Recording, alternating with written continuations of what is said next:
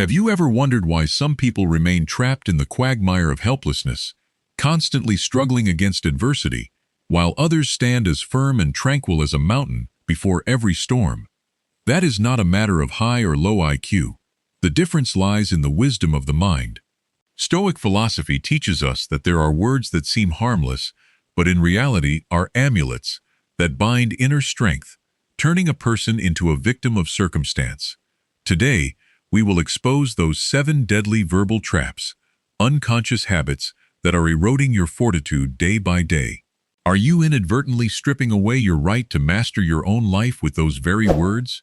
Put aside all distractions, face the truth, and step together into the journey of cultivating the willpower of a sage right now. 1. It's not my fault. In the relentless churn of modern life, when adversity strikes, what is the first reflex for the majority of us? It is to hurriedly raise a defensive shield, uttering the familiar phrase, "It's not my fault." We point the finger at a sliding economy, pin the blame on an overbearing boss, or shift all responsibility onto an uncooperative partner. On the surface, that may seem like a way to relieve oneself of guilt, but under the lens of Stoic philosophy, this is the very first shackle imprisoning a weak soul. When you utter those words, you are voluntarily trapping yourself in the cloak of a permanent victim. You cleverly brush aside the immediate burden, but at the same time, hand over the steering wheel of your life to external, peripheral forces. You assume your misery is created by others, which means you are admitting a bitter truth. Your happiness and peace of mind lie entirely within the discretion of others. The world out there sneezes, and you collapse. The weather changes, and your mood becomes a tempest. That is not freedom. That is the most sophisticated form of mental slavery. Remember the classic saying of the sage Epictetus, "Some things are in our control, and others not." Stoic masters through the centuries have never denied the existence of unexpected events. Storms on the open sea are a given. Injustice from people or shocks from the market are things beyond the reach of your hands.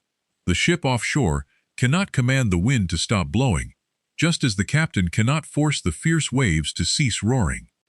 Yet the boundary between an ordinary fool and a sage lies in the very moment the storm strikes. The weak person lets go of the helm, stands in the middle of the cabin and screams, cursing the merciless weather. Conversely, someone who thoroughly understands Stoic philosophy chooses silence. They understand that storms do not care about their complaints, and trying to argue with external circumstances is a foolish waste of energy. Instead of blaming, they tighten their grip on the wheel, squint forward, and adjust every sail. The event may not have been created by you, but your reaction to the event belongs entirely to the supreme authority of your very self. When you abandon the habit of pointing fingers forward, you begin to pull your fingers back to grasp your own destiny. As long as you are busy searching for someone to take the blame, those hands will be too busy to build a solution. Letting go of blame is precisely the moment you renounce the status of a victim to step up to the position of a true master. 2. They made me lose my temper.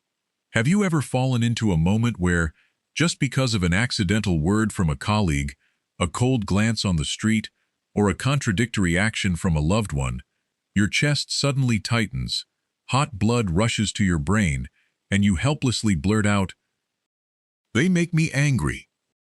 Heard superficially, that sounds like an obvious declaration of truth. But if you pause for a beat and illuminate it under the light of Stoic philosophy, you will realize this is an implicit confession of a disastrous surrender. You are voluntarily handing the remote control of your life over to someone else. When you falsely accuse external circumstances of being the cause of your fury, in essence, you are turning yourself into an inanimate puppet. Every time the world out there pulls the strings, your limbs flail, and your emotions fluctuate with every whim and mood of others. If they are kind, you smile. If they are harsh, you sink into a tempest. A life like that is no different from a dry leaf amidst a hurricane, at the mercy of the wind wherever it blows, completely losing the roots of inner peace. The wise man Seneca once sternly asserted that anger is merely a temporary madness, a sign of the collapse of reason rather than an expression of strength. To understand this thoroughly, imagine a crowded afternoon at a bustling market. A stranger accidentally bumps hard into your shoulder, making you stagger.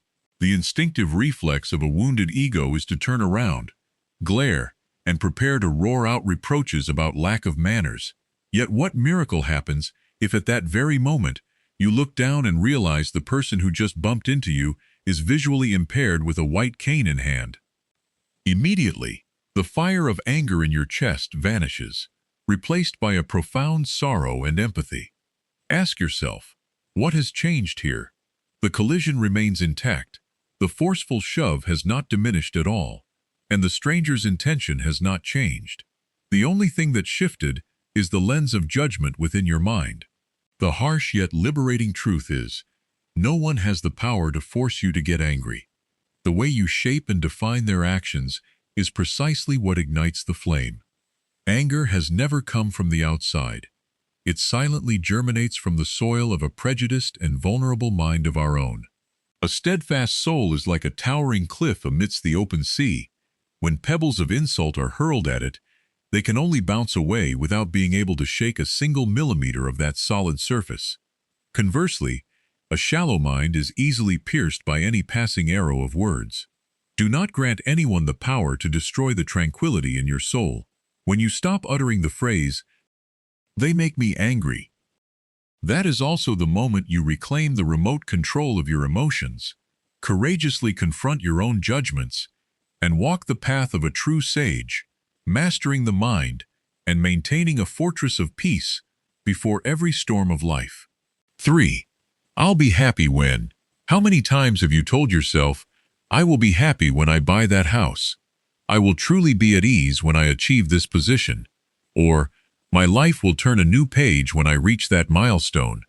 We endlessly fumble around wagering today's peace on a tomorrow that has never existed. Unwittingly, we turn our actual life into a tedious waiting room, where people are anxious, worried, and endlessly looking out for the train of happiness that knows not when it will arrive. Under the lens of Stoic philosophy, this is the most sophisticated trap, imprisoning the human soul in perpetual dissatisfaction. When you continuously anchor your joy to illusory future events, you are denying the present, the only thing and the truest asset you are holding. The great Roman Emperor Marcus Aurelius reminded himself every day to confine himself to the present. He understood that the future is merely a hazy mist, the past is just a page of memories, and the moment right now is the only reality for you to live and feel. Ponder the classic parable of the successful businessman and the fisherman by the seashore. The wealthy merchant urges the fisherman to work diligently, buy more boats, expand the scale, and for what? To be able to sit leisurely by the ocean at the end of life, sleep in, and enjoy joy with his family. The fisherman calmly smiles and replies, "So what do you think I am doing right now?" The fool is often like a runner on a treadmill, madly chasing a horizon that can never be reached. They postpone their lives until they are too old to enjoy them. Stoic philosophy has never advocated for laziness or lack of ambition, but it teaches us how to act with courage without harboring a desperate attachment to the outcome. If you cannot find peace within yourself at the present moment, then even if you possess a colossal fortune in the future, you will forever remain a wealthy yet wretched person. Do not turn life into a hopeless waiting station. Stop waiting to live, relax your mind, and cherish every breath right at this moment. Because happiness has never been a destination, it is the very path you are walking. 4. Why is this happening to me? When adversity unexpectedly strikes, when a project collapses, a relationship shatters, or financial storms sweep away all your efforts, our first reflex is usually to look up at the gray sky and scream a cry full of grievance. Why is this happening to me? That is the heartbreaking cry of a soul feeling a sense of injustice, a feeble and desperate resistance against a harsh reality. Under the proud lens of Stoic philosophy, however, that question is precisely what binds you to the cage of suffering. When you utter, "Why me?" unconsciously, you are viewing adversity as a personal accident, an unjust punishment from external circumstances. You resist the flow of reality, tensing up to argue with fate. And it is that resistance that turns physical pain into persistent mental agony. Because pain is inevitable in life, but misery is a completely voluntary choice. The great sages do not look at adversity with resentment. They embrace it with a concept that resonates to the core. Amor fati. The love of fate. Followers of Stoicism do not merely tolerate setbacks, they genuinely cherish them. They view every wound, every stumble, not as a wall blocking the road, but as the very path they must walk across. Imagine you are a fighter in the ring. If your coach only pairs you with weak opponents who are easily knocked down, you will forever remain a terrible warrior with no real combat experience. But if you are matched against a great monument, a champion ready to hurl you to the canvas, that is when you sweat, bleed, and mature. The weak person looks at the coach and complains, "Why are you treating me this way?" Conversely, the wise person smiles with the understanding that adversity is the harshest coach, forging them into a true champion. The Roman Emperor Marcus Aurelius once silently thanked the difficulties and trials that came into his life, because they were the purifying flame tempering his virtues. Much like a fiercely burning fire, when you throw dry logs or even storms into it, they do not extinguish the flame, but only make it blaze all the more intensely. Never again bow your head and ask, "Why is this happening to me?" Change your lens and courageously utter, "What lesson does this trial bring me?" When you stop blaming fate and begin learning to love life's storms, adversity will no longer have the power to knock you down. It will only lift you up, forging you into the most steadfast and resilient version of yourself. 5. I know that already. In the journey of self-perfection, there is a most sophisticated trap hiding behind the veneer of understanding. It is not ignorance or reckless stumbles, but rather arrogance, disguised by a short yet self-complacent phrase. I already know that. When you face new knowledge, a profound perspective, or sincere advice from others, the swift reflex of a wounded ego is to immediately block that flow of information. You nod perfunctorily, act superior, and silently think to yourself that you have thoroughly grasped everything. On the surface, that is a sign of an experienced person, but under the illumination of Stoic philosophy, this is precisely the gravestone burying the development of wisdom. The essence of the phrase, "I already know that," is a defensive mechanism full of weakness. Your ego is too fragile, terrified of having to admit its shortcomings, so it erects a dense armor of arrogance to reject new knowledge. The Stoic master Epictetus once delivered a sharp truth through his immortal saying, "It is impossible for a man to learn what he thinks he already knows." Indeed, you cannot pour more water into a cup that is already full. When your mind is complacently boxed in by what you think you know, every great truth or fresh inspiration out there will slip right by, unable to retain even a single drop. To illustrate this truth, recall the classic Zen story of the professor visiting a Zen master to learn about wisdom. As the Zen master poured tea into the cup, he kept pouring even though the tea had risen to the brim and spilled all over the table. The professor cried out in alarm, "Stop! The cup is full. It can hold no more." The Zen master calmly looked up and replied, "Like this cup, you are filled with your own opinions and conceit. How can I show you anything unless you first empty your cup?"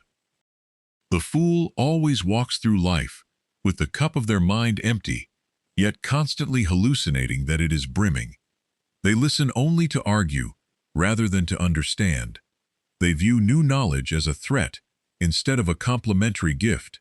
As a result, they become rigid and conservative like an old dry branch, so stiff that a gentle breeze blowing past can snap it into pieces at any moment. Conversely, a soul that is truly steadfast and wise in the spirit of Stoicism always chooses to live with the mindset of an eternal student. They are willing to look foolish and naive in the short term in exchange for depth and profundity. in the long term. They courageously bow their head to acknowledge the infinite vastness of the world and their own smallness before the vast sea of knowledge. Never let arrogance rob you of your chance to grow with the phrase, "I already know that." Strongly turn over the cup of prejudice, dump out the stale water of complacency to welcome fresh sources of inspiration. Because only when you accept that you are incomplete do you truly begin to walk the path of becoming the sage of your own life. 6. I'm too busy. In the frantic whirl of modern life, a phrase has inadvertently become a familiar armor, a kind of badge of honor that we proudly wear whenever someone checks in on us. I am too busy. Heard superficially, it sounds like proof of a hard-working life, an untiring work ethic, and total dedication. But if you pause for a beat, strip away that glamorous veneer, and illuminate it under the light of Stoic philosophy, you will be startled to realize a naked truth. Behind that busyness often lies the ultimate waste of time on trivialities and an inner emptiness of the soul. The essence of the phrase, "I am too busy," is actually a sophisticated rationalization. When a person utters those words, most of the time they are not truly creating value, but rather confusing outward motion with real progress. They may diligently scroll through social media for hours, bog themselves down in meaningless arguments, or bury themselves in nameless tasks, only to sigh in exhaustion at the end of the day. The great philosopher Seneca, in his famous essay on the shortness of life, once shrewdly pointed out the human paradox. We are extremely stingy and cautious with money, ready to fly into a rage if someone steals even a single coin from our wallet, yet we are overwhelmingly generous, even wasteful, with time, our most precious asset that can never be bought back. We casually hand over every hour and year of our life to nonsense, only to panic at the end of the road, realizing we have been busy all our lives, but have never truly lived. To better understand this irony, imagine a driver frantically stepping on the gas and speeding along a highway, gray traffic blurring past, the engine roaring loudly. But looking at the navigation system, he realizes he is driving in circles around a roundabout with no exit. He is very busy, sweating, hands gripping the steering wheel, yet he gets no closer to any meaningful destination. Or imagine you possess a special bank account. Every morning, the system automatically deposits exactly $86,400 into it, with the sole condition that any money not spent within the day will be wiped out, unable to carry over to the next. Would you be certain to throw money out the window, or would you cherish every single cent? Our lives are likewise gifted with exactly 86,400 seconds each day, but most of us let that flow of time bleed away through the cracks of distraction and blind busyness. Followers of Stoicism never view time as an infinite resource to be squandered. They treat every moment as the most sacred asset, executing a ruthless yet lucid pruning of things that are not truly core. They know how to say no to superficial invitations, toxic relationships, and petty chores, so they can say yes to great values.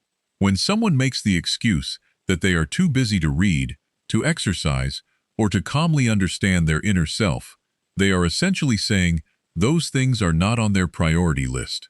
Much like a car speeding down a long road, no matter how frantically you step on the gas, if you refuse to stop for a few minutes to refuel, the engine will ultimately shut down and stall in the middle of the desert. Do not turn yourself into a slave of a dense yet soulless schedule. Courageously let go of artificial busyness, audit every single moment gifted by life, and learn to live deeply instead of merely existing in a rush. When you master your own time, you will realize that life is not short. It is just that we have dropped too much time on things that do not matter. 7. Fear of others' opinions / seeking validation. In the final and most sophisticated trap, imprisoning the human mind, we encounter a chronic illness of modern society, an utter fear of the gaze of others, and an exhausting thirst for validation. Have you ever startled to realize that you are buying items beyond your financial capacity just to impress people who barely care about you? Have you ever suppressed your true voice, twisted your personality, and concealed your most sincere core, simply out of fear of sneers and judgments from an anonymous crowd. That is the tragedy of living a life for an auditorium where no one is truly on your side. The essence of seeking validation is a form of voluntary slavery. When you grant other people's opinions the power to hurt or define your value, you turn yourself into a chameleon, constantly changing colors just to blend into the wall of mediocrity. You trade the serenity of your soul for superficial applause, exchanging an illusion of safety in the approving glances of people who do not even understand themselves. The great Roman emperor, Marcus Aurelius, once expressed a baffling sense of surprise at this paradox in his journal of self-interrogation. He wrote in essence, "How strange it is that each of us loves ourselves more than anyone else in the world, yet values our own opinion of ourselves less, choosing instead to worship the judgment of others. We care more about the thoughts of a strange crowd than our own conscience and inner voice." To better visualize this trap, imagine you are an actor standing amidst the grand spotlight of the play of life. Instead of focusing on the script, immersing yourself in the character, and pouring all your heart into the art of acting, you continuously scan the audience down below to check if they are clapping. Chasing that acclamation, you forget your lines, stumble right over props you set up yourself, and ultimately ruin the entire performance. The foolish actor is always the one who keeps looking down at the crowd, and thereby drops the soul of the play. Stoic philosophy has never taught us to live recklessly or deliberately provoke hostility, but it draws an inviolable line between reputation and virtue. Reputation is merely a hollow echo on the water, what others think of you, something completely beyond control and capable of changing overnight. Conversely, character and conscience are the immutable core within, the only thing that truly belongs to your supreme domain of judgment. When a person lives for the approval of the crowd, they are like a dry leaf, drifting amidst the floodwaters of social prejudice. Just a harsh criticism, a casual look of disdain, and the entire fortress of peace they painstakingly built collapses completely in a moment. On the other hand, a soul tempered in the spirit of Stoicism will stand firm like a solid cliff amidst the open sea. Despite the waves of gossip lapping against it, despite the stones of judgment hurled at it, the cliff remains unflinching through the passage of time, because it knows well that its value does not depend on the roaring of the storm. It is time for you to smash the cage of imprisonment named fear of other people's opinions. Stop twisting yourself to fit into distorted molds predetermined by society. Courageously let go of the craving for illusory glory. Remove the mask of pretense to return to judging yourself based on the yardstick of conscience and virtue. Because at the end of life, when the spotlight fades and the crowd's applause falls silent, the only person left behind to take responsibility for your life is yourself. Live so that when facing yourself in the mirror, you see a person who is upright, free, and authentic. That is enough.